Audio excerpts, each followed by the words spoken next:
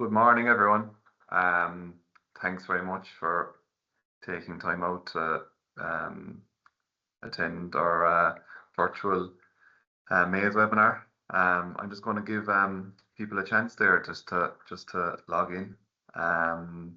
So look, before we start, I just want to introduce Dave Barry, the Forage Technical Manager from Goldcrop. A lot of you will be familiar with him, and we are delighted to have with us today Richard Camplin. He's the Forage Technical Manager for Limagrain, covering UK and Ireland. So Richard has a very broad knowledge of maize crops. So we'll be delighted for him to share his knowledge with us today. And we'd like to thank Richard very much for attending this webinar. So without further ado, we'd like to just introduce you today, Barry, just to go through some of our maize information and varieties for 2026. Okay, thanks, Joe, and huge welcome to everyone this morning. I know, look, the weather's good. There's loads of action in the fields, and I know, look, in the trade, everyone's phone is really, really busy. From our point of view, this is a great way just to get information across to people just at the time of the season when it's needed, just in terms of the varieties that we have and the varieties that are available. And again, look, I know that there's loads of work at the moment in sowing cereals. On Tuesday, I was going from West Waterford and I was driving to North Cork down beyond Newtown Chandram. And I'd have to say I never saw more tractors and plows in the fields. They were just everywhere. And fantastic looking machinery, huge horsepower, but getting through savage work. And look, I know that's continuing. So hopefully the weather will stay dry enough for it to continue. Because look, I suppose as the maize gets sown, or as the cereals get sown, they'll do the beet and then they'll move on into maize and grass seeds then after that. So from this morning's point of view, we did a video back in September, and it covers our varieties when they were in the field coming up to harvest. So that's what we're going to use to kind of get a lot of the information across. And just to say that there's two different dates in the video, and it's not clear when you're listening to it, but the covered varieties, all that part of it up until the end of that was done in Cove, and it was done on the 15th September. So it was a few weeks out from it being ready to harvest. Whereas when we looked at the uncovered varieties, it was in Dunleer, and that was on the day it was on the 25th of September, and the harvester was actually inside in the field on the day. So you'll just see that in the video. So I think I'll cover a few slides just on the recommended list and that when it's finished, and then we'll hand over to Richard Camplin. And Richard he's been interacting with me on maize as long as I've been in Goldcrop. Super guy technically, super amount of knowledge. He visits the fields here very often. And I'd have to say, look, all the varieties that we have in the market commercially, they're all Limagrain varieties. So they're all from Richard. And while we test lots of other stuff, they're not coming up trumps. The stuff that comes up trumps for us up to now is the Limagrain material. So without further ado, I'll get the video on and we'll work from there then.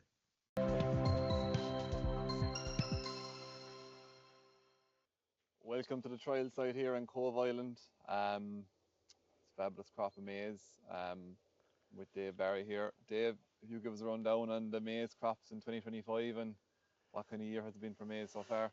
Yeah, look, I suppose, first of all, look, it's great to be in the trial field, and it's great to be in a trial field this time of the year with everything looking good. It's been an excellent year for maize, I suppose, in different to last year in 2024. Lots of crops were sown very, very late. So this year in 2025, look, there was a great opportunity for sowing from kind of 20th of April onwards. And in most cases, people sowed when they wanted to sow it. They sowed it at the time they'd planned to sow it. So in the trial field here, we sowed the crop and we sowed all the plots and the surrounding plots. It was the 8th of May. So ideally, we'd have liked to go maybe a week or 10 days sooner, but it just wasn't possible with work that was going on in springtime. Look, this field, like you see around the countryside, in general in Ireland, the maize crops are excellent. The exception is in some of the later sowings that went on maybe towards the middle of May, that field conditions got a little bit too dry, and then the crop establishment was poor, and in some cases then the availability of nitrogen or fertilizer was a bit difficult because there just wasn't enough water to wash it down. I've been on the road in Wexford and parts of East Cork, and I've seen crops cut already. So that would tell you it's been an early year, and I suppose talking on varieties, there'll be different harvesting dates depending on varieties that are on the market. So would you give it an example of the different harvesting dates that are Yeah, possible? and so look, the harvest has begun, and even look, driving along the road, you can see certain crops that are very mature, and then ones that are maybe less mature. And so the sort of different things that impact that are the variety is a really important one, but also things like the site. A really good early site with everything going for it is going to have a more advanced crop and be at a higher maturity level. A crop that was driven on with nitrogen will last longer and will stay, will take a bit more time going through its growth stages. So a crop that's maybe a little bit underfed will come in early as well. But variety, as you say, like sowing date obviously is a key part of when they ripen as well. But the big one that everyone has an influence on every year is picking a variety. And so the crops that are being harvested at the moment in general are the ones that are under plastic, and they're the ones that will come ready for harvest first.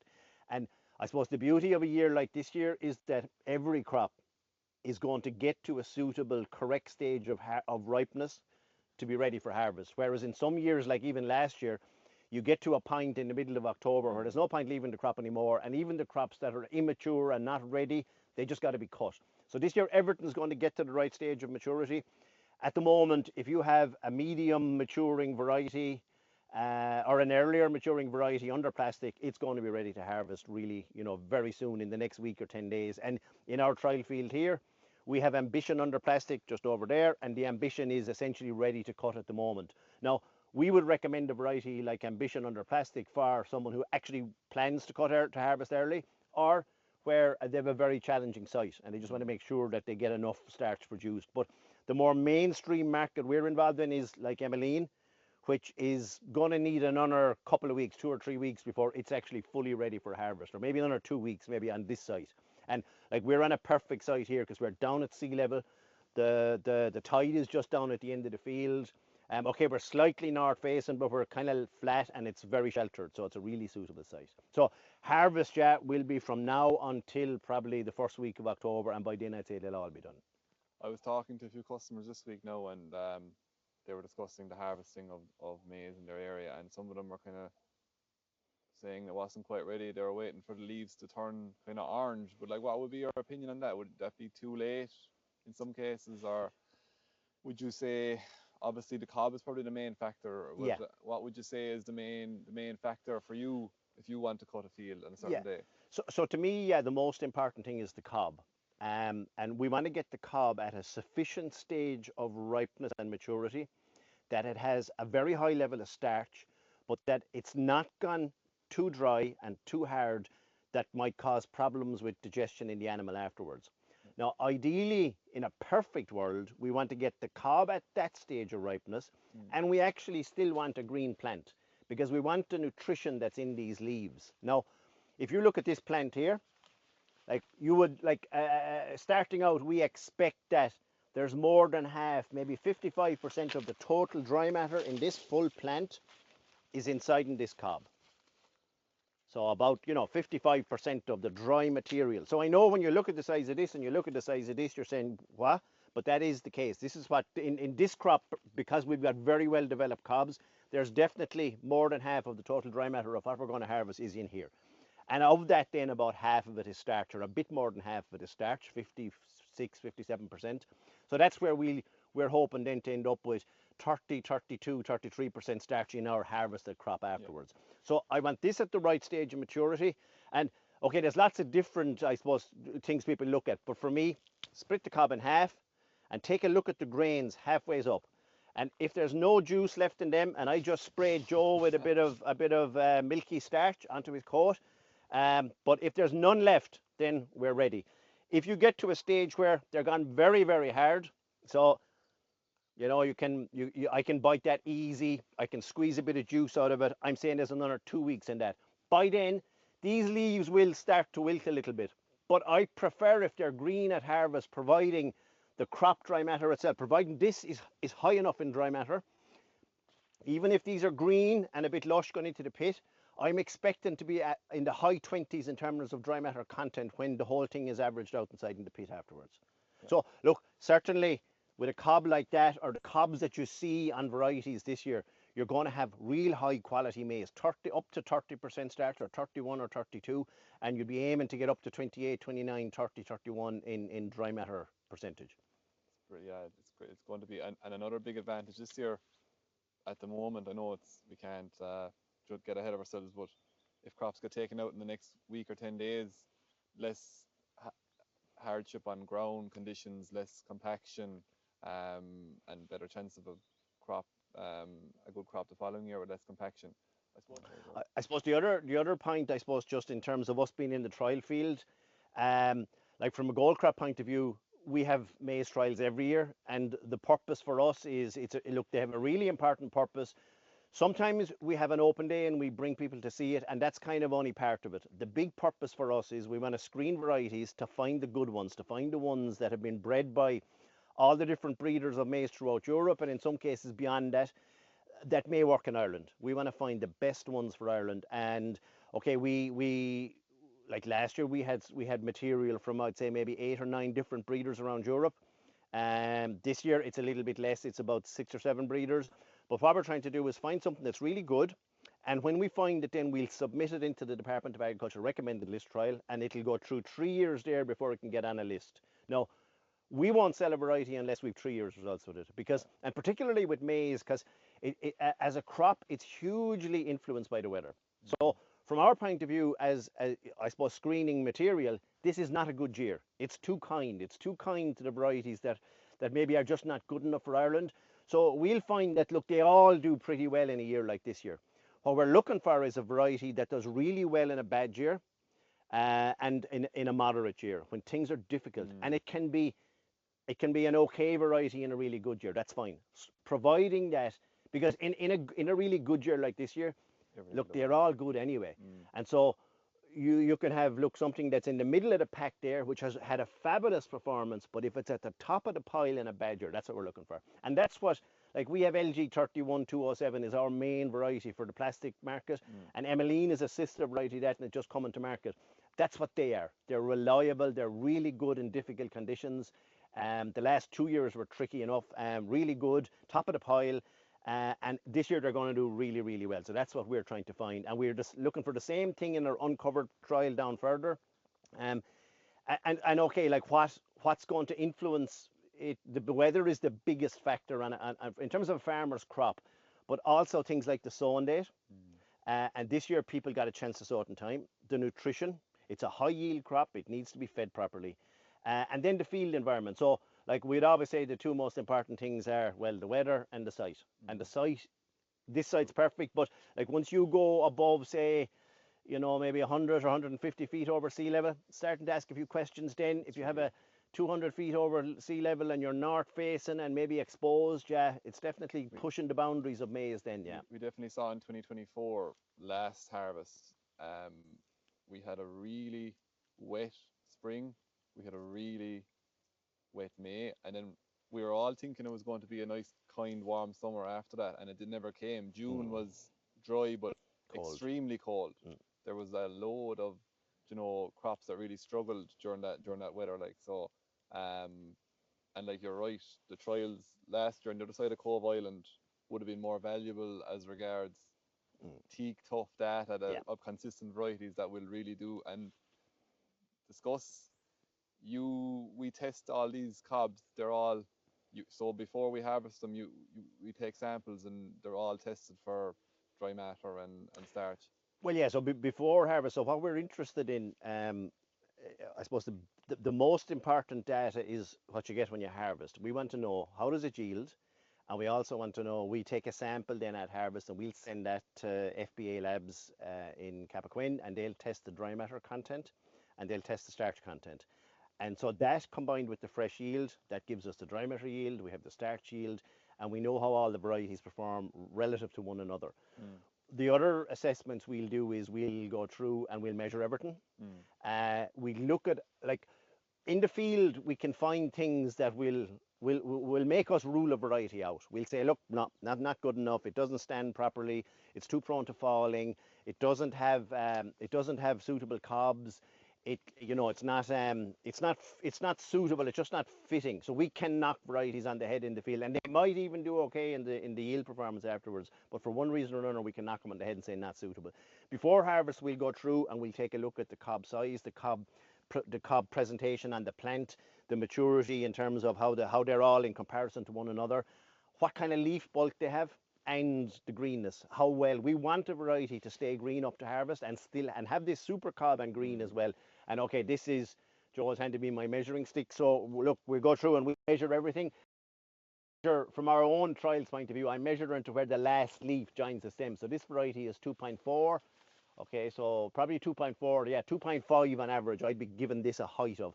And it's not a trait on the recommended list anymore, but I think it's important because, look, you want a variety to, obviously it has to yield well and it has to have the right start, but I also want it to look well. I want varieties to, to look like they are, like they analyze, so that a farmer can see, because not every farmer is going to have a weighbridge. He wants to see, look, I have a good crop, it's a good big tall crop, and it's bulky. Yeah. Proud looking crop. Yeah. No, fair play. Yeah, no, this will be harvested roughly when do you reckon these trials will be harvested, Dave? Yeah, so some of the earlier maturing ones under plastic here, they're actually ready to harvest now. So as I said, we've ambition over here, and unfortunately in this site there are badgers nearby. So badgers love maize, and they're the best of all at picking out the ones that are most mature. So our ambition plot over here is actually almost flattened at this stage, and the rest are okay. So we're going to fence it now in the next couple of days with an electric fence. Two electric fence wires, 6 inches and 12 inches off the ground, and that should stop that. But I expect we'll be harvesting here. We'll wait for the more mainstream varieties to be ready. So I'm talking about 2 weeks or 3 weeks time. I expect we'll harvest here, and we'll harvest a lot then at that stage. And okay, we have replicated trials, so there's about 20 varieties here under plastic, and they're all here twice, and we have about 30 without plastic, and they're all here twice. And talk about the weighing system you have for your plots. Yeah, so a number of years ago we invested in essentially a grain trailer, a Smith trailer, and we've got weigh cells underneath. So what we can do is we're in here, we're harvesting. I suppose we want plots that reflect what will happen when these are grown on a farm. So we have 6 rows per plot. So I'm in the middle of the plot here. So these 6 rows are all this plot, and we use a 6-row harvester, a conventional 6-row harvester. He blows the contents of the plot into the trailer, and we take the weight. And as it's being blown in, we're taking a sample, a good average sample of what's been blown in. We take the fresh weights. Once he has that one done and the weight written down, we can move on to the next plot, and over and back until the trailer's full, and he can go off and empty, and we can come back and do the same thing again. And we also use that same trailer then for harvesting our beet trial. Yes. So it's certainly made the job far, I suppose, easier, and the day isn't as long when you have the right equipment. Yeah. So in terms of varieties for under plastic, we have 3, and I know, okay, we have 20 varieties here that are in trial, and in some cases many of those we're looking for the first year or the second year, and we're just trying to decide if they're good enough for Ireland. But the 3 varieties that are either in the market or coming to market are, look, LG 31207 has been our mainstay variety for the last couple of years, and this one, Emmeline, is in the market this year. There's a certain amount of seed out there, and we have another one called Justice that's coming along. So as you can see with Emmeline, well, I should mention it's in its 3rd year of recommended list trials. So when the new plastic came along in 2022-23, the Department of Agriculture essentially stopped recommended list trials, or at least they wouldn't use the data from the old plastic. So there's been no recommended list in 24 or 25. And now when they have 3 years with the new plastic, there'll be a recommended list again in 2026. Emmeline is eligible to get on that list and will get on it. It's a good solid variety. It's a sister variety to LG 31207. It's a bit earlier, 4, 5, 6 days earlier. Similar yield and a little bit better in starch. And certainly we're expecting it to be on the list. As you can see, look, it's a fine tall plant. Here in the field, it's 2.5 meters tall, and similar again to some of the other high performing varieties here. Super cobs, I just took this one off this plant here, as you can see here, and they're very well filled. And we'll say with a cob of that bulk and that well filled appearance, it's definitely going to be 55 or 60% of the dry matter of that plant. And then just looking in a bit more detail at the cob, As you can see, look, it's a very good presentation of grains. In terms of maturity, this is a bit of liquid material still at the front of it, so it's probably going to be another couple of weeks before it's ready for harvest. So again, look, Emmeline, there will be more of it in the market next year, and I expect it'll be on the recommended list with a very good performance. So we're standing beside Goldcrop's flagship covered variety, LG 31207. So this would have been in the marketplace for the last 3 or 4 years, has performed really consistently. It's our biggest selling covered variety. It's medium maturity, so it did have a very good year in 2024 in a challenging year for maize. It ripened quite early compared to other varieties on the market which didn't reach maturity. It has super cobs and super yield. So just looking at the height, this variety is roughly about 2.6 meters high. So you can see it's very much a standard variety for us. The cobs look super. There's an interesting trait that this variety has, is that there's a reddish tinge on the cobs. So it's actually a small level of antioxidant, which might have a benefit and could have a benefit at feed out when you're feeding your maize at the wall pit face during the winter months. So you can see as I break the cob, there's super cobs there. It's slightly later than the Emmeline, so I'm expecting, yeah, there's a bit of juice there. So, but the corns look fabulous, and obviously that tinge is in it as well, the red tinge. So no, this is definitely our best-selling covered variety, and it's done really well on farm last 3 or 4 years. A lot of farmers and merchants come back for it, like, which is a great sign. So no, definitely one, and obviously should be recommended for the recommended list in 2026, all going well. Yeah, so we're now looking at Saxon grown uncovered, and again, it's a similar maturity to Ambition. There's been a good bit of this variety in the market for the last 2 years. Again, medium maturity. It's the highest yielding variety on the recommended list. So it was on the recommended list for the first time in 2025, and it's 107 for yield. In terms of starch, it's lower than Ambition, but in terms of starch yield, it's similar. So it's 91% starch on the recommended list with a yield of 107. It gives you a super, I suppose, fresh yield and also very high quality. In terms of the crop here, and again, look, this year's an exceptional year, but this is 2.5 meters tall. You can see, like, look, it's a real strong, bulky crop.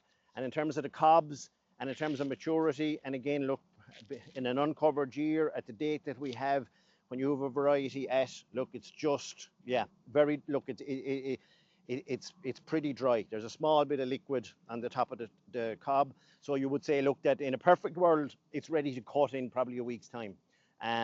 Obviously, most of the crop here on the site is under plastic, so the rest of the crop's ready to cut. So that's Saxon. Again, we expect very high performance from the crops that are out the country this year, and we expect big demand again in springtime for this variety. I suppose this variety, Ambition, it doesn't need any introduction. It's been a market leader in maize in the open for the last 10 years. I suppose looking at the cobs, there's super cobs in it. It's early variety with great starch.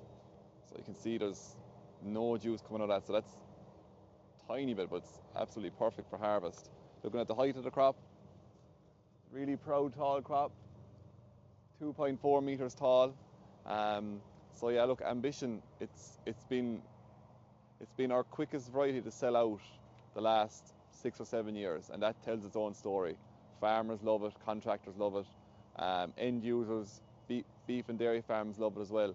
So it feeds well, super quality, and I suppose it can be grown under plastic as well, so it's a dual purpose variety. So that's Ambition, and there'll be plenty of it available in spring 2026. So we're here, the next variety we have is Foxtrot. So looking at the plot, you can see super proud crop, extremely tall, standing very well. So it's roughly 2.5 meters high, which is exceptional for maize in the open. Just briefly on Foxtrot, it's been available in Goldcrop for the last 2 or 3 years. gets farmers really come back for it. It's higher yielding than Ambition. We're hoping it's done 2 years of trials with the recommended list. We're hoping it'll get on the recommended list next year. A yield of 106, which is 6% over the average last year, which is a super yield. It's medium maturity. So look, that's Foxtrot, and it'll be available spring 2026 from Goldcrop. So we're going to discuss here the variety Duke. So this variety was first available this spring 2025. So it's a new offering from Goldcrop, slightly earlier. It gives farmers who mightn't have grown maize before, it's an insurance policy. It's a week earlier than other varieties such as Ambition. So it's ideal for moderate sites. It's in the 3rd year of recommended list trial. So the big advantage of this variety is starch quality. So Ambition has been the market leader for years. It's the variety that sells out first every year in Goldcrop. Duke has higher starch than Ambition, which we haven't had a variety with higher starch than Ambition ever. Yield is slightly lower, but that's because it's earlier. While we're here, we may as well have a look at the height of the crop. So this crop is this crop is in the open.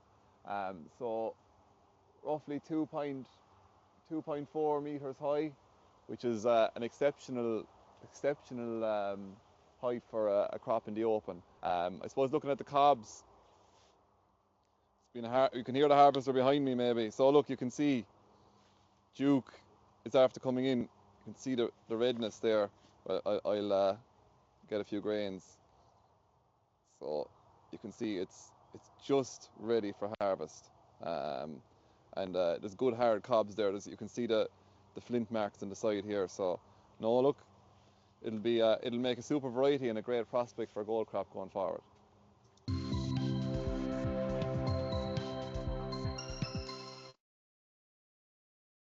Right, so back to live presentation again. So again, we took those videos back in September, and I suppose it's great to be able to show that material just as we come to decision making time for the season ahead.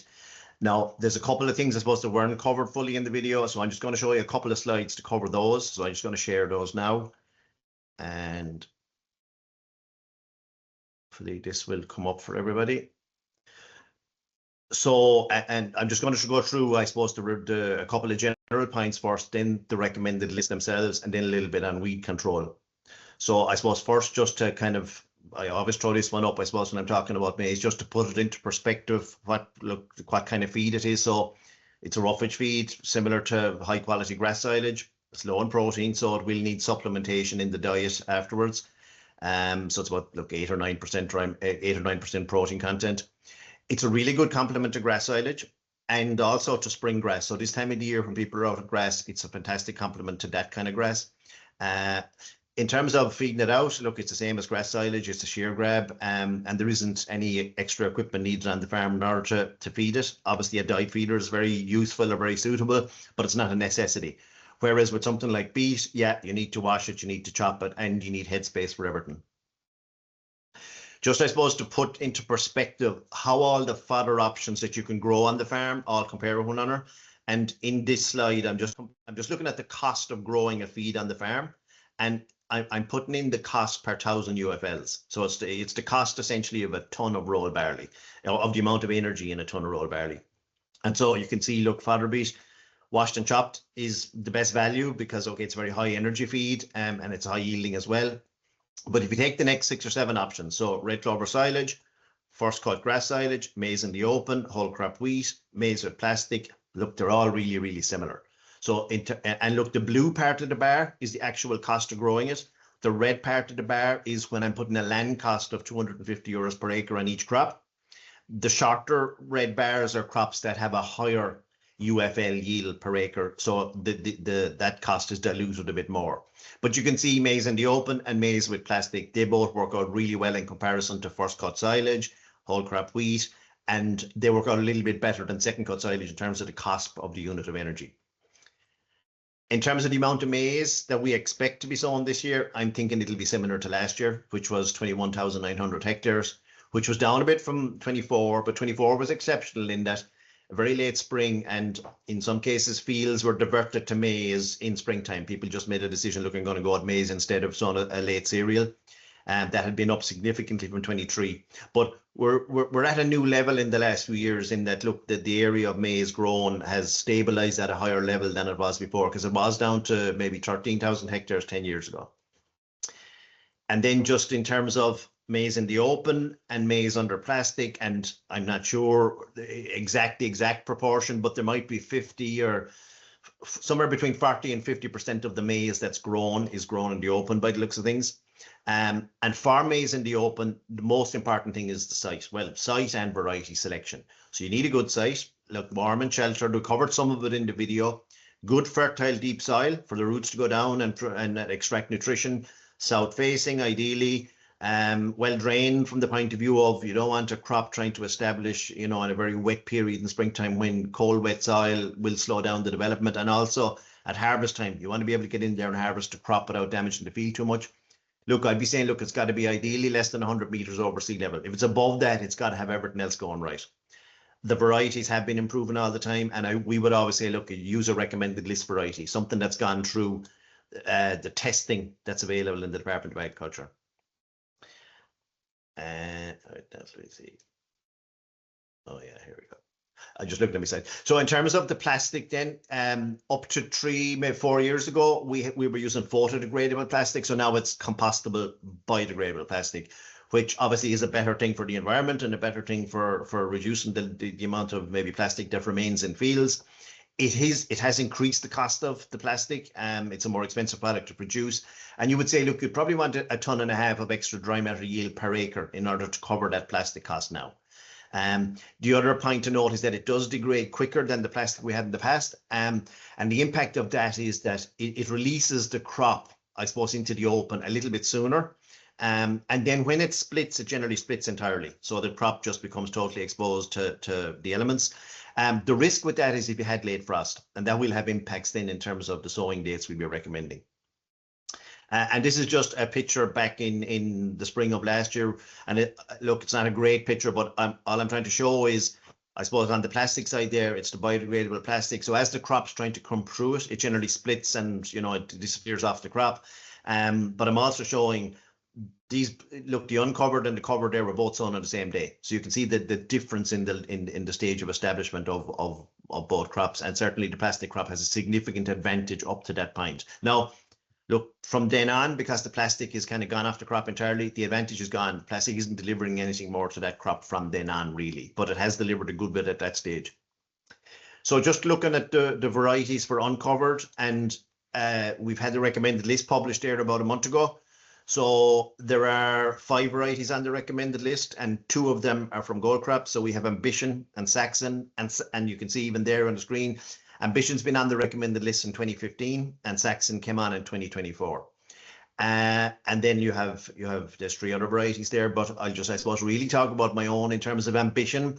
Was a real step ahead when it came on the market. It was a good bit better than everything else from the point of view of yield and quality. And it's taken quite a while for other varieties to catch up. And look, you could say now they're catching up. It's 99 for yield, it's 101 for starch, and it's good and early. So it's good mainstream early for any kind of a normal site without plastic. It also is used by some farmers under plastic where they want to harvest the crop really early, or where they're on a very challenging site. So yeah, Ambition is, look, it's really popular. Unfortunately, the seed is actually sold out at the moment. Now there is a possibility I may be able to get more, but we bought all that we could, we'll say, coming into the season, and we've had more seed than last year, but again, it is actually sold out at the moment. Saxon is the highest yielding variety on the list, so it's 106 for yield, 92 for starch, but the combination of the two, it gives a very high starch yield. And then it's good and early as well, not quite as early as Ambition, but only a day or two in the difference. So Saxon's going to be our biggest variety uncovered, and there's lots of it. Look, lots of farmers have grown it in the last couple of years. There was a lot of it in the market the last 2 years, so there's plenty of good experiences out there with it. Okay, so next, and then just there's another couple of varieties that Goldcrop have in the market, so they're not on the recommended list. So Foxtrot, and this is our own data, so it doesn't correspond exactly to the recommended list. This is made up from the department trials and our own data, but it's just to give a picture of those 2 varieties. Foxtrot's very similar to Saxon. It's a small little bit behind in starch yield. we have a certain amount of seed in the market this year. We haven't put it on the recommended list. It would have been eligible to go on, but as a variety, it's probably going to be discontinued by the breeders in the next year or two. So we decided we'll sit on it and just sell what we have. So Foxtrot, again, very similar to Saxon, and lots of good experiences with it out there. Duke is still in the recommended list trial. It'll be up for recommendation next year. It's earlier maturing, so if someone has a more challenging site, then we would say Duke. There isn't very much seed available, but there is some. And then just looking at the maize under plastic, so LG 31207, like you saw in the video, has the kind of a red tinge on the cobs, kind of a distinctive looking cob. And this is the recommended list, the department list then for plastic covered varieties. It has 4 varieties. So LG 31207 and Emmeline have relatively similar performance, the 98 and 100 for yield. Bit more starch in the 207, but look, Emmeline's 100, so it's perfect. In terms of maturity, the Emmeline's a little bit earlier, again 2 or 3 days earlier. Both are on the list, and both are good, solid mainstream varieties that performed well in 24, that performed well in difficult years. So I'd be very confident with the performance of them. 2 varieties. So you also have P8200 and Aramola on the list. And then the last couple of slides I have really, and it's just to cover on the herbicide options. So look, the herbicides that are available for maize, and look, as a crop, when you grow it, there aren't that many field operations. You know, get all the stuff about sowing right. Sowing under plastic, the herbicide will be applied at sowing. Sowing in the open, you'll come in later when the crop is up and put in the herbicide. And these are the options. So look, I'll go through just in another slide or two exactly what to do in your covered and uncovered field in the top half of this slide, and in the bottom half, these are the options if there's other weeds appearing in the crop afterwards that you can come in and give it a post-emergence application. But for maize under plastic, look, the standard really is, look, it's Clayton Launch and Anthem, or Wing P and Stomp. They're generics. Clayton Launch is a generic of Wing P, and Anthem is a generic of Stomp. So it's a combination of the 2 products, and it'll be applied with the sowing machine. And this will give you good long-term residual effect and will take care of most weeds in the field. One of the factors that's important with any soil applied herbicide, a pre-emerge herbicide, is that you have good soil moisture. So generally they tend to work really well under the plastic because it tends to retain moisture well. And sometimes if it gets very dry after sowing, in between the rows, might need further attention after. And sowing uncovered, Calaris came into the market, God, it must be about 15, 16 years ago, and it's been an excellent product, very good broad spectrum control of weeds. There are restrictions on its use. If you're growing a crop in the same field year after year, you can only use Calaris 1 year in 3. But what I would say is, look, use it the 1 year in 3, and in the other 2 years then use Alumis, which again is from Syngenta, is a very good broad spectrum herbicide as well. And if there's gaps left, or if there's weeds that come through afterwards, then you have the armory of products in the previous slide just to tackle those. So look, last kind of main slide I have is and most of the information we've given out, it's in our forage catalogue, and you can download that from goldcrop.ie. So with that, I'll stop sharing, and Joe, if you want to again introduce Richard. Yeah, no, thanks very much for that, Dave. Very good information there, and it's great to have the video where we can actually see pictures of those crops back in September. So no, without further ado, I'd like to introduce Richard Camplin from Limagrain, who's going to give us obviously they're our only seed supplier of maize seed. They have some really good quality varieties like Ambition and Saxon and LG 31207. So look, we're delighted to have Richard. And and the other thing I'd like to say, if anyone has any questions, we'll tackle them at the end. So if you have any questions, feel free to post them in, and we'll deal with your questions at the end. Thanks very much. Okay, morning everybody. Firstly, thanks to Goldcrop and to Dave and the team for inviting me to speak today. I appreciate that. We've always worked well together, as Dave said, over many years, and we appreciate the support of Goldcrop of our varieties in the Irish market. So today I'm going to just run a few slides to just introduce Limagrain as a company, a little bit why Ireland is important to us, and how some of our breeding effort is helping to develop varieties for the Irish market, and that's about breeding for quality as well. Dave talked a lot about quality and how important that is in feeding your animals, and I think we understand the benefit of that. So, who are Limagrain? Well, Limagrain are a French company. It was started by farmers, and we're still owned by thousands of French farmers in the Auvergne region of France. I suppose the strapline's always been that we're owned by farmers, and what we do is to try and support farmers around the world. We're currently the fourth largest seed company in the world, but as a seed company, we only deal with seeds. So the three big ones on there, Bayer, Corteva, and Syngenta, all have a seed arm, but they're predominantly chemical companies. So we are only looking at seed supply in a whole range of different species. Where do we work? We work all over the world. Obviously, our core business is in Europe, but we do work in every country really across the world now with subsidiaries or directly as Limagrain, and we work across a whole range of products. So you can see that in the different coloured spots there, the different types of products we work with. Ingredients and stuff is basically based in France, whilst we have a small garden products division. We are the largest vegetable seed company in the world in terms of through Class and Vilmorin, Mikado. But I work in the field seeds department. So field seeds for us is any seeds that aren't vegetables really.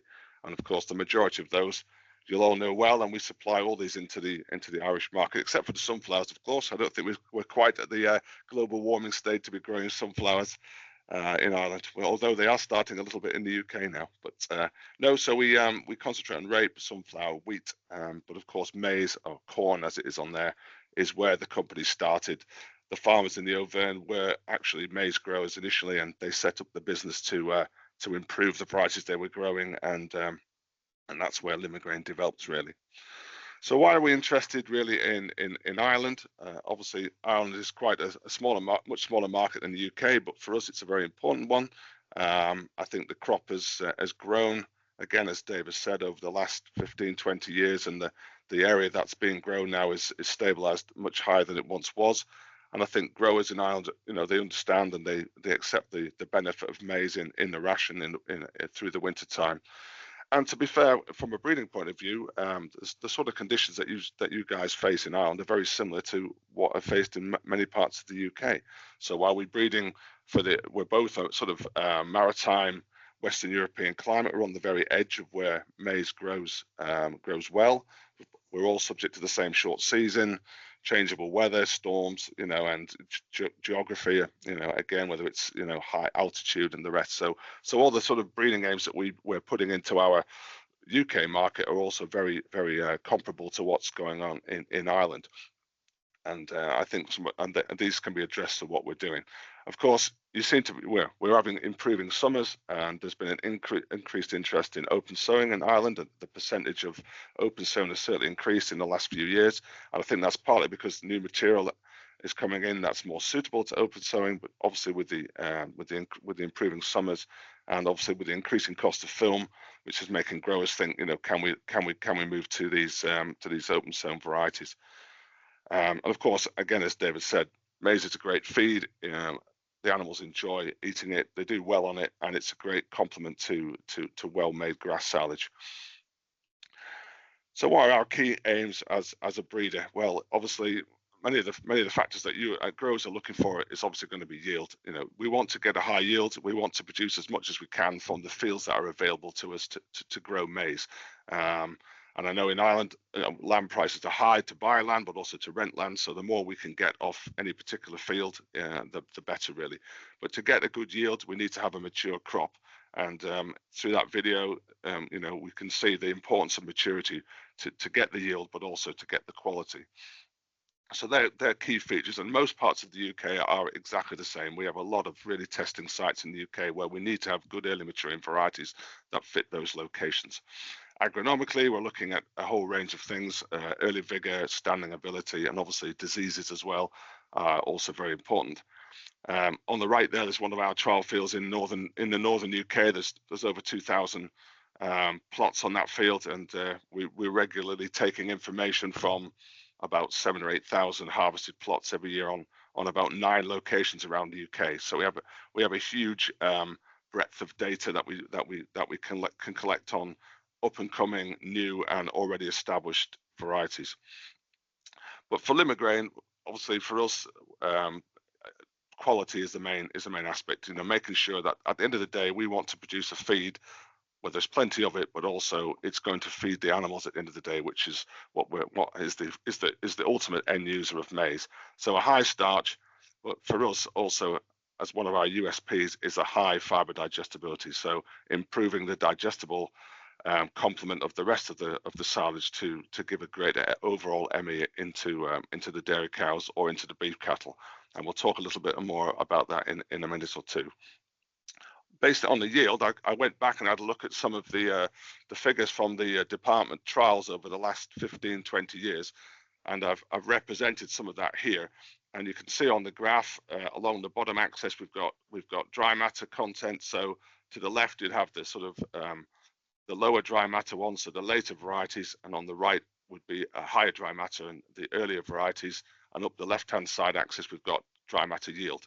So obviously the higher up is the higher the dry matter yield. So bottom left-hand corner would be late with a low dry matter yield, and top right-hand corner would be earlier with a higher dry matter yield.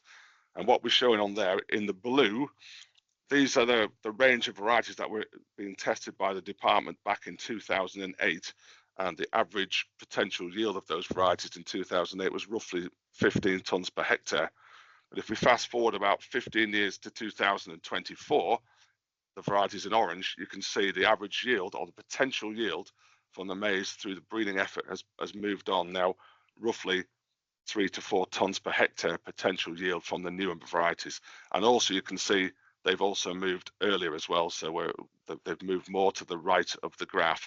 Partly that will be because of the breeding, but also partly because of some of the warmer summers we're getting. In the last 10 or 15 years, we've had some of the more better growing conditions as well.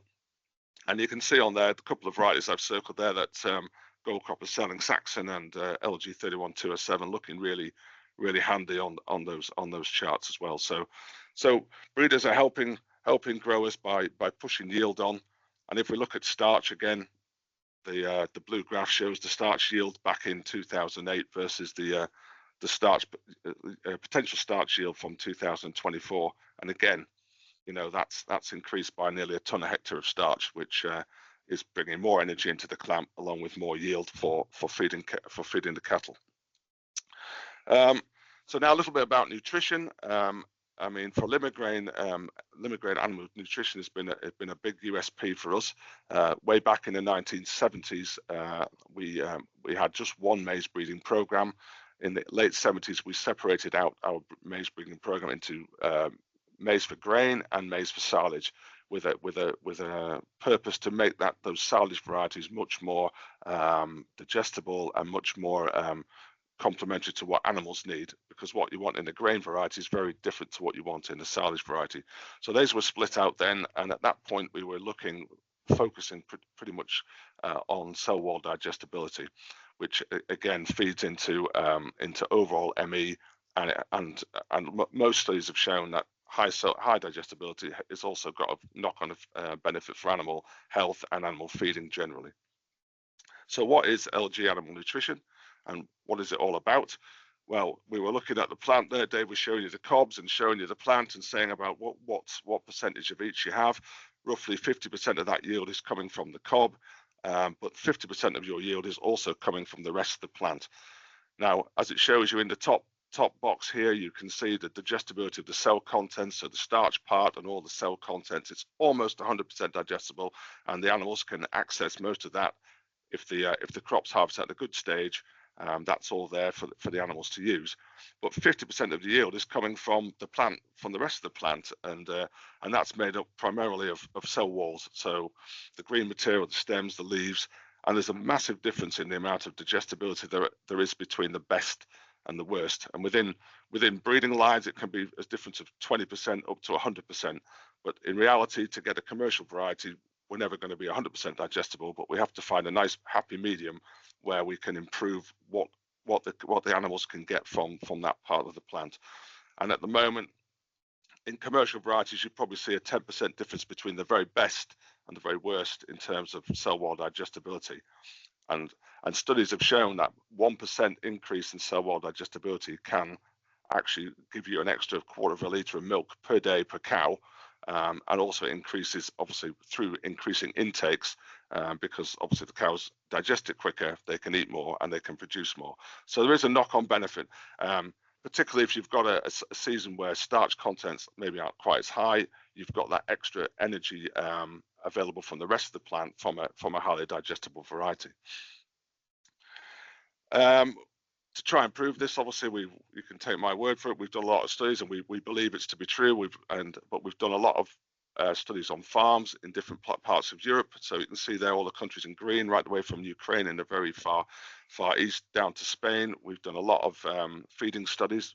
They're quite expensive to do, so they've been done over a number of years, looking at these LGAN highly digestible varieties versus a market-leading variety in those different marketplaces.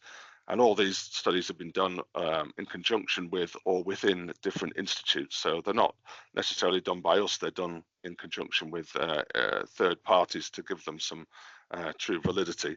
And over the course of all of those studies, we've had anywhere between 0.5 litre and 3 litres of milk per day per cow uplift in milk delivery from using a more digestible variety. So again, quality is shown to feed through into the performance of the animals. So LG animal nutrition is used right across Europe. We use it in all the countries. We have different varieties, obviously, with these characteristics in different countries to fit the different growing conditions and the different situations. From an Irish point of view, obviously, we select a lot of the very early maturing varieties that are good for the UK, for the open sown market in Ireland, and for the sort of film covered market in Ireland. We look maybe at that slightly higher FAO varieties, so varieties that they would use in, say, Holland, Belgium, or the Netherlands, or Denmark, where the market is absolutely driven by high quality, high digestible hybrids. So we have got those varieties to fit, both an open and a film sown situation. Looking at the current department list, we've got good high starch varieties, as Dave's identified in his earlier talk, but we've also got some of the very highest digestible varieties, and certainly LG 31207 is a standout for both. It's got really good starch, good yield, and it's also got really nice cell wall digestibility as well. So it ticks all the boxes in terms of variety that you want to feed. So that's just a brief introduction to what we're doing in terms of breeding, in terms of quality. And I think we've seen that there's been significant improvements in both yield and starch that breeders have delivered over the last 10 to 15 years. And I think we understand that there's a good combination of starch and high cell wall digestibility will feed into the overall energy and value of the crop and the performance of your animals. But again, maturity is key. And I think in Ireland, particularly, getting the right variety on the right field in the right conditions and looking after it well and getting it mature will help to maximise that feed value. And given whichever system you want to use, we've got genetics that'll fit them both. And again, Dave showed you the list, but then we've got, at the moment, there's 9 varieties listed on the recommended list for both open and film sowing, and we've got 5 of those, of which a good number of those, 1, 2, 3, 4 of those are all sold by Goldcrop. So we're big supporters of the Irish market. We're big supporters of the Irish system, and I think we work well with our Irish colleagues, and I think hopefully going forward we'll continue to do so. So that's my little bit, and I'm happy to take any questions about any of that as we go on. So thanks very much, guys. Thanks very much, Richard. Great to see, and great information there, and very relevant for what we're trying to do in Ireland. And it's great. Thanks to everyone as well for sending in questions. We'll try and get through as much as we possibly can. I suppose just there, Richard, touching on the LG 31207 variety, can you discuss in more detail just the red tinge on the LG 31207 and kind of where that came from? And it's definitely a variety feature that really stands out, and it's something that we get queried a lot. So I just kind of like you as your Limagrain, just to give your opinion on that. I think it's just a varietal trait. You see that in different varieties. It's just a higher level of anthocyanin pigment within the cells. You see that in the leaves, also in the stems as well. You see some of them are a bit more purple, and sometimes it manifests itself in the grains as well. But yeah, it's just the feature of the higher level of anthocyanin. It's nothing to be concerned about one way or the other, really. Super. I suppose really relevant question, and it's going to be one that's going to be hitting us now in the next 2 to 3 weeks. You can both give your opinion on this. I suppose, Richard, you'd have more experience on the UK side. When should people start sowing their maize crops in the open under plastic? Yeah, You so want to take that? I'll give the Irish side anyway. So look, from what you want when you sow a crop is you sow it in the ground and you want it to get going and keep going. So we don't want to see crops sown maybe in really good conditions and suddenly have to cope with, cold, wet, or just cold weather afterwards that slows them down. Because it will have an impact for the life of that crop then and for the eventual yield. So I would say for crops under plastic, which will be the ones sown first, I would say, look, your target should be the 15th of April onwards. Now you could sow it from the 10th on if the weather forecast is good and everything looks positive. 10 years ago, people would have been trying sowing some of those crops right now, really from early April. And I've seen a few, I suppose, disasters from that point of view where the weather did come difficult afterwards. But it's more important now just to hold tough for a little while, because as we saw in the video, or we saw on the slides, the compostable plastic, it generally splits entirely when the crop starts to come through it. So it no longer protects the crop, and the crops do come through it probably a little bit earlier because, again, it's easier to get through. And from that point of view, then you've got something that grew for the first number of, 4 or 5 weeks of its life in a really sheltered, warm, cozy environment, and suddenly it's exposed out into everything that nature has. And if you get late frost on that plant, it will absolutely hammer it. So from that point of view, I'd say, look, 15th of April onwards is probably the ideal for maize with plastic. And for uncovered, we're looking for essentially the same thing. We want it to come up out of the ground into a decent, nice, warm environment. So I would say, look, the optimum is sowed from the 25th of April onwards. Maybe some places you get away with the 20th, but 25th of April, and I look, try and have it sown by the 10th of May. And also have soil temperatures over 8 degrees. That's more important with the uncovered, because with the covered, you've got a soil warming effect from the plastic. So that's it really, Joe. I'd say, look, I would expect that, look, there's loads of cultivation work to be done on other crops for the moment. And by the time that's done, it should just hit those dates. So it should actually fit just right this year. Super. I would completely agree with Dave on that. I think, going too early, it leaves you exposed. And maize is a semi-tropical crop at the end of the day. It wants to be into warming soils, and it wants to continue to be growing. It doesn't want to be checked, and you'll always get a better crop if you do that. So yeah, certainly wait.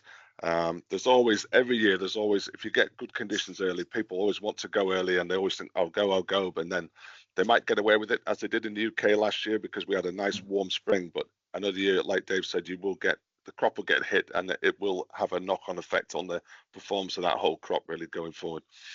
Super. I suppose a very good question that came in there from Ger was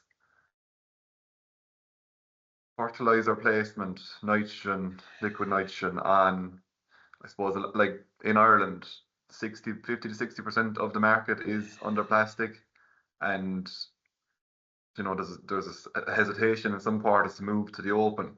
So I suppose just a question on would liquid nitrogen or placement of fertilizer have any effect on open varieties, or would there be any benefit there? Have you any experience of that in the UK, Richard, or Dave? You might have a experience with it.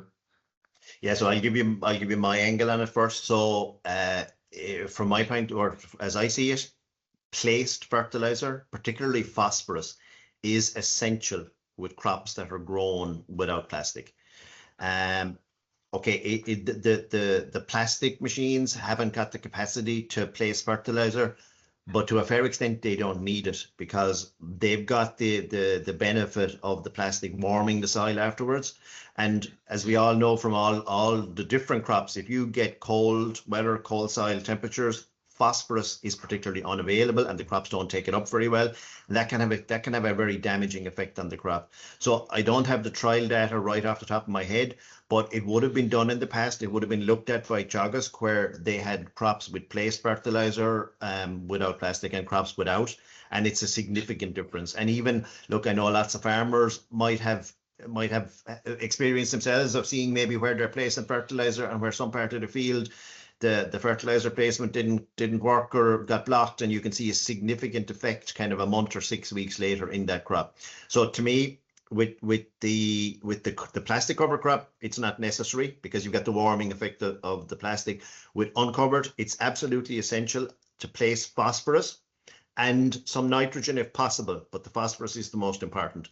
There are a number of fertilizers out there that are suitable. There are maize starter fertilizers, but you know, it's the P and some nitrogen that's important. If there's a bit of K there as well, that's fine. In terms of overall, in terms of liquid fertilizer, to me, it probably doesn't make it. The method of getting it there isn't that important. Doesn't matter. The liquid fertilizers that I've come across in the market are all highly effective and work really, really well. If you've got a system of placing liquid fertilizer up, that's just fine. That'll work just as well. In terms of overall fertilizer requirements for a crop, it's in the catalogue. So depending on the index of the soil, but normally you'd say, look, you'd expect it to be an index 1 for nitrogen. So you're going to be putting out 180 kilos a hectare, or that's your target. And with P and K, it's better to grow maize in a field with good underlying soil fertility. So let's assume it's an index 3 while you're looking for 40 kilos per hectare of P and 190 kilos per hectare of K. So again, like we mentioned earlier, it's a high output crop. It needs to be fed properly. The other point, yeah, in terms of source of fertilizer, definitely it is an advantage to have some of that fertilizer coming from organics or slurry.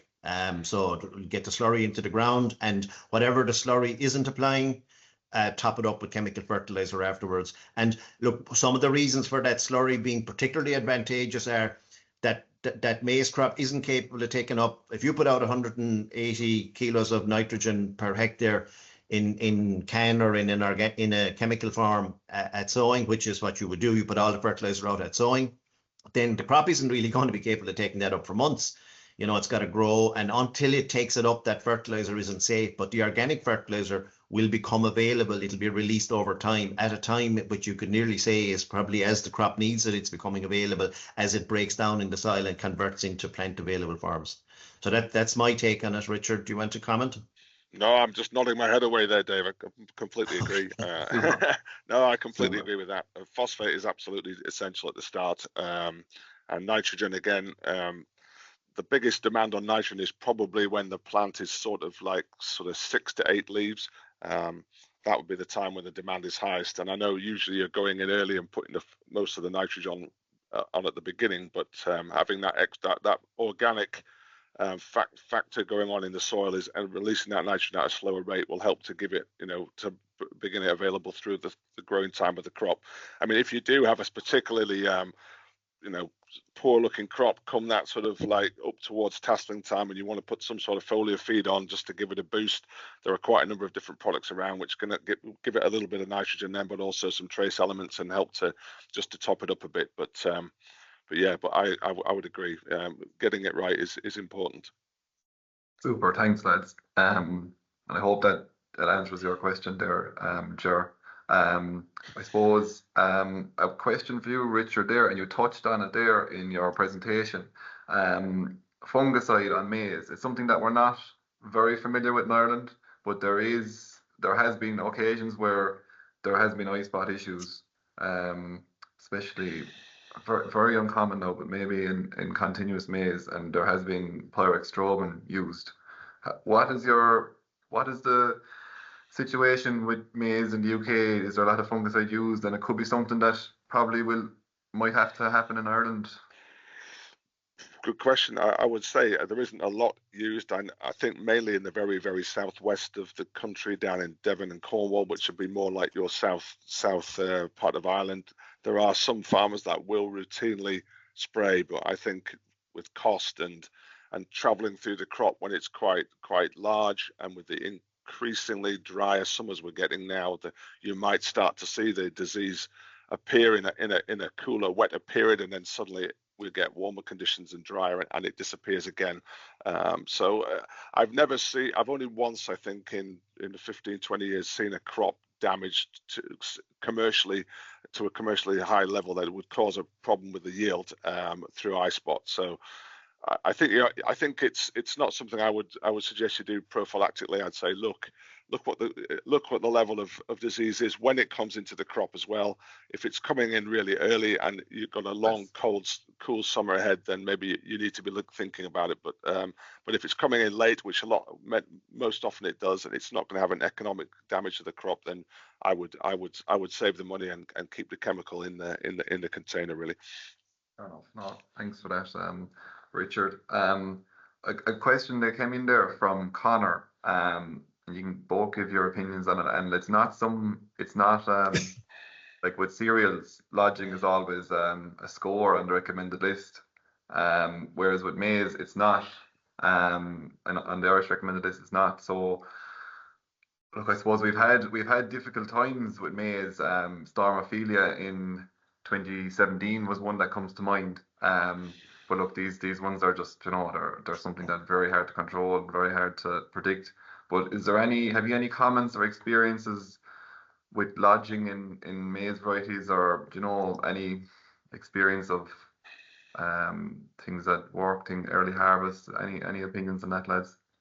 Yeah, so I'll go first. I would say that there used to be a score on the recommended list for standing ability, but the problem, I suppose, was that it can be difficult to collect data from the Department of Agriculture's point of view. Every variety has to have at least 3 years trials, but you could have 3 years when there's no challenge from a lodging point of view. And so then having reliable data that's comparable across all varieties is difficult from their point of view. I would say, look, it's a big tall plant, and in a good year, it's 2.5 or 3 meters tall. So it's obviously prone to being knocked over. And if you get a Stormophilia, you're going to be in trouble anyway. We're not going to have a variety. Or I would say if you were to have a variety that's capable of surviving Stormophilia, it'll be about 5 foot tall in a normal year, and it probably won't yield well, and it won't have good starch. So because you'll have put too much of the crop's effort into stem strength, too much non-digestible material in there to keep it standing. But what we do want is varieties that'll tolerate normal weather and a normal storm. And I mentioned when we have our trial site, some of the things that will knock a variety out for us is if we see something that doesn't stand well or doesn't cope well, we just knock it out. Even if it's got good yield and good starch afterwards, we won't bring it to market, because the last thing we want to do is bring a variety to market that has a problem or that causes problems on farms. So I would say we're doing it, and the others in the market are probably doing it as well. We're weeding out the ones that could be risky at the very beginning. And then look, after that, it's down to experience with the crops, and there are other factors that impact. So in terms of the number of plants per acre, the number of plants per hectare, and how well the growing season is in the early part in the stem extension phase. If you get really good weather, let's say you sow like uncovered, you sow 45,000 seeds per acre, and the weather's super at the stem extension phase, kind of June into July, you're going to have a really tall crop where all the plants compete with one another, and they're going to have a relatively slim stem. It would have been an advantage to have 42,000 seeds per acre in that situation, because they won't push one another so far up, and they'll end up with slightly stronger stems.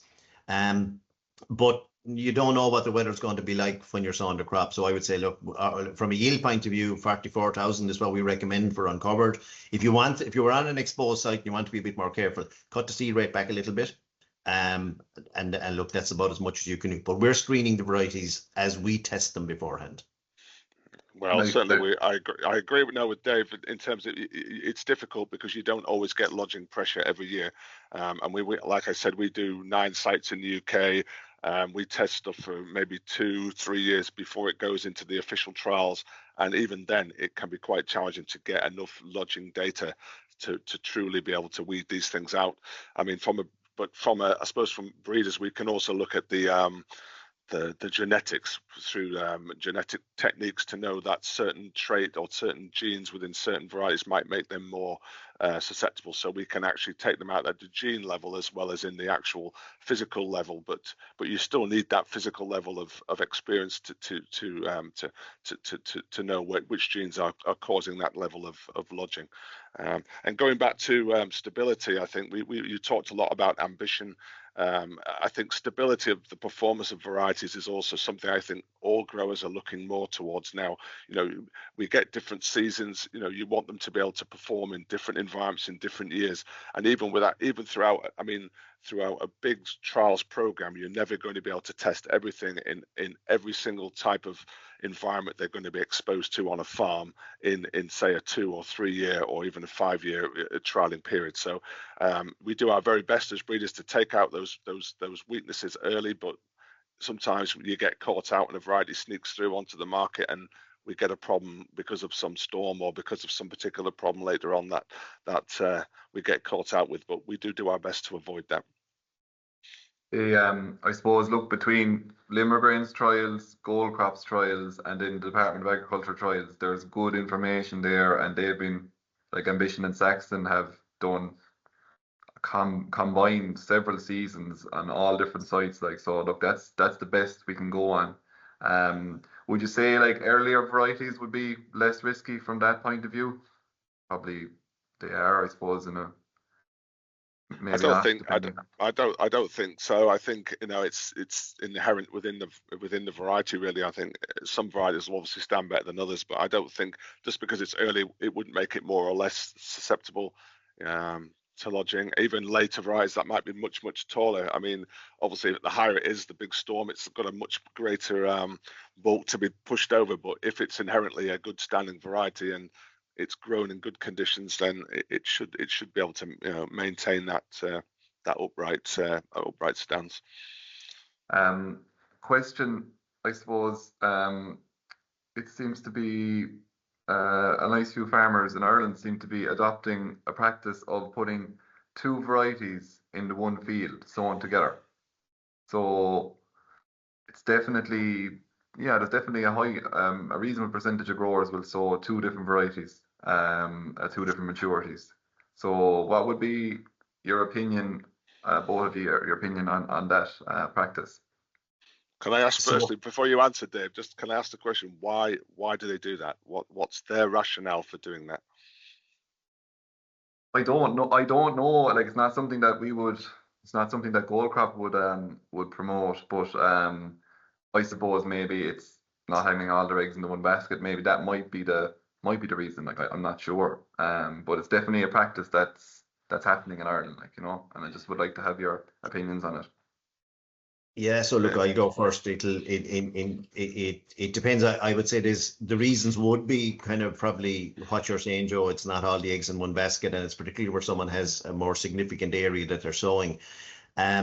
If you know where there's a proven variety that's tried and tested and it's been through the recommended list trials for its 3 years, and you know someone knows that we've had it for a year or 2 before that, there's no need. You know, if we have someone growing Ambition, I have no reason in the wide world to tell them that they need to sow another variety in let's say they're growing 60 or 70 acres. Grow all Ambition, because we know what it is. We know it performs really well. It's really solid. There's no question marks. If somebody was trying something new that hasn't gone through enough independent testing or hasn't got a recommended list trait, yeah, by all means, just try 10 acres of your 60 or 70 acres with that variety, because there isn't enough information gathered about that variety to date in the market. That would be the reason. Look, in some cases this year, people will sow something else with Ambition because they couldn't get enough Ambition seed. So that's a good reason. But sow Saxon if you can't get enough Ambition, is the way I'd see it. So normally, like, okay, you know when you're sowing and you know what your harvest date target is. Like, if someone was sowing more than one variety, I would say make sure the maturity of the different varieties is the same. But there's no reason to do it if you've got a tried and tested variety. That's the way I'd see it. I would agree, and speaking to our breeders, they would say there's no advantage at all in mixing the varieties together. You know, you want one good solid performing variety, as Dave says, that does the job, and it should be fine to sow that as a mono variety without mixing it with anything else. Yeah, because it's definitely something that can upset, no matter how close in maturity varieties are, they're never going to be identical. Like, so your harvesting then could be tricky.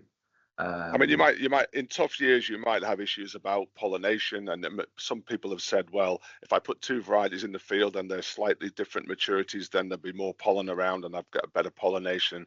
That's been used as an excuse in the past. But you know, if you in a normal year, unless you've got really, really hot temperatures when the plants are flowering, or really, really wet temperatures when plants are flowering, wet conditions, sorry, then you might, and I say might with a in inverted commas, have an issue about having really condensed pollination period. But other than that, you should always have enough pollen and enough in the atmosphere to pollinate those plants well, and to get a good cobs and a good yield.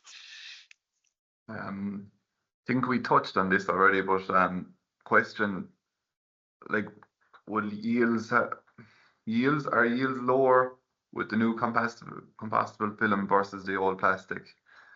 I know we kind of have touched on it there, lads, but I know what would be, they're different products, like, so it's kind of hard to.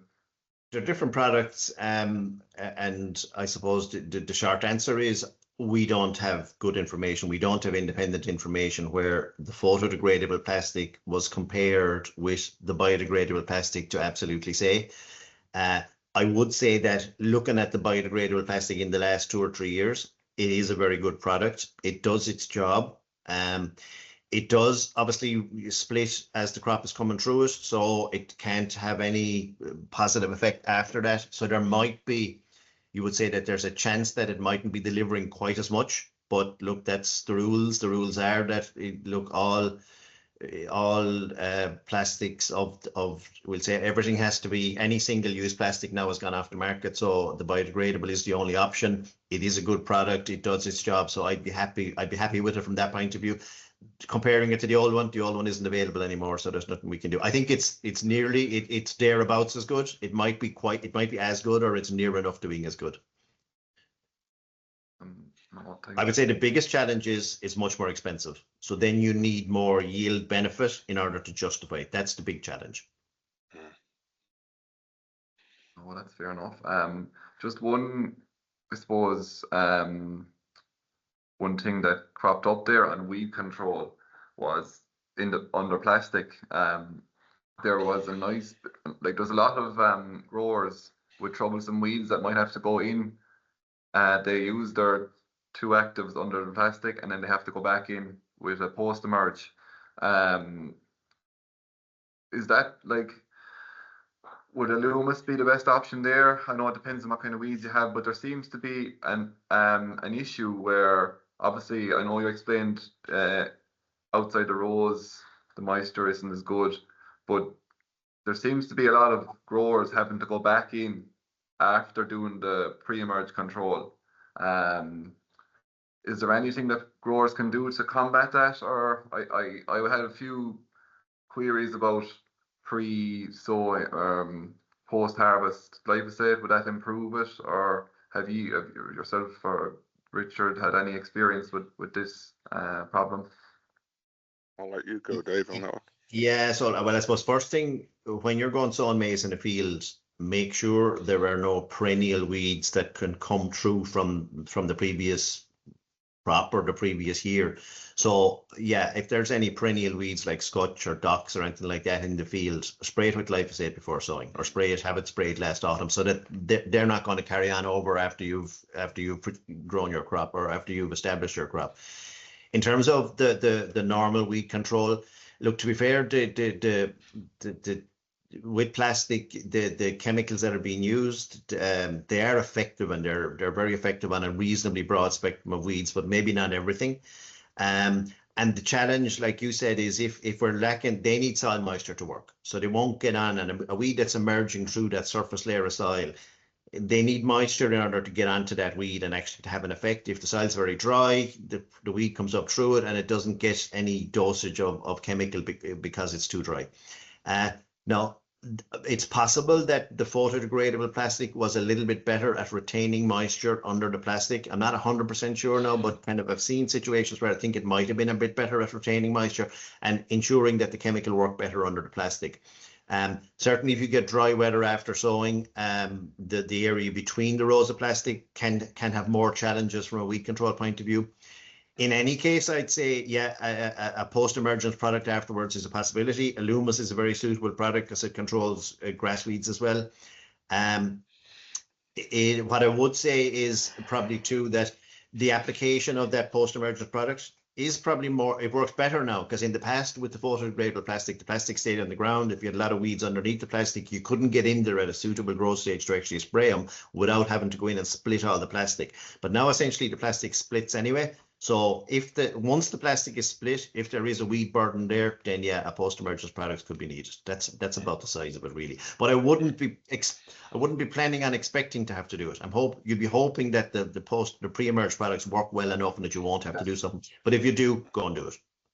That's fair enough. Yeah. No, look, and if there's any, thanks to everyone who has sent in their questions. No, look, thanks to Richard. It's super to have you attend this Maize webinar, and look, we're delighted to be involved with Limagrain. Obviously, your varieties speak for themselves. Like you have a super market share here, and Ambition and Saxon, LG 31207 are standout varieties. So look, we're delighted to have them. And thanks to everyone who sent in their questions, and thanks to you, Dave, as well, for your very thorough presentation. So look, if there's anything else that you want to finish up on, any comments or anything, you're more welcome to fire away. I think you're on mute there, Dave. Yeah, I'm always super optimistic this time every year, so I'm hoping for and expecting for super yields and super crops as we go through the year. That's all I'm gonna. Best of luck to everyone with the season ahead. I think I would say the same. You're always optimistic at the start of a new season, so I think yeah, let's hope that everyone has a good season and it is amazed as well. Well, thanks very much.